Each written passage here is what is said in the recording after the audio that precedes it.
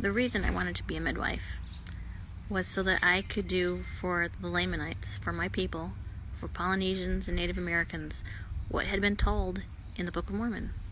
That once those mothers knew who they were, they would rise up, and their children would rise up with them.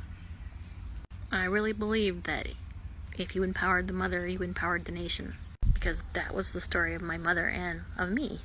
Even as much as that has the racial and misogynistic overtones, the fact is that I'm grateful that my mother was educated.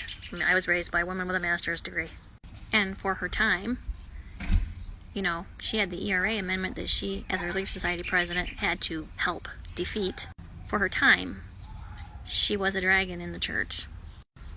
The women did not like her in Relief Society, which hurt her feelings, and the priesthood leadership just did what they could to just handle her. So, fast forward, I'm not going to go into the midwifery thing right now, but I decided after that to become a childbirth educator and a doula for the same reasons. In Glacier County, among the Blackfeet, because, you know, I couldn't help my own people, I had helped my cousins. And I'm going to get training with Donna in Seattle. And I was stuck there studying one weekend and decided to call my mom. This was around 2012, so I was around 39. And I'm telling my mom about this whole concept of raising the Lamanite women to raise the Lamanite nation so that we'll blossom as a rose finally. And she tells me that her grandmother and her grandmother's mother were Hawaiian herbalist midwives. This is the first fucking time I'd ever been told this in my life. I've always been interested in herbal medicine. So you're telling me, Mom, that I'm going back into the family business, and I didn't even know it. Again with the disenfranchisement. And that's what I saw among the Blackfeet.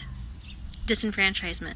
Not one Blackfeet woman that I ever met had not had a C-section. These were women that used to ride on horseback, get down off their saddles, go birth the baby all alone in the wilderness, cut the cord, get back on the saddle, and join their people. And now they were the cash cows of the entire hospital system in this region. I saw how they were treated.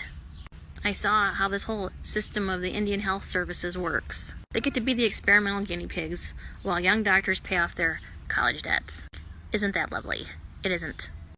I'd better stop or I'm going to go off in a rant. But my eyes have been opened. And I don't know what I'm going to do from this point, because there's definitely a vested interest here for profiteering that the C-section is the way people have babies. I don't know what my path is now, but I still believe the key to raising a nation is by taking care of its women and children.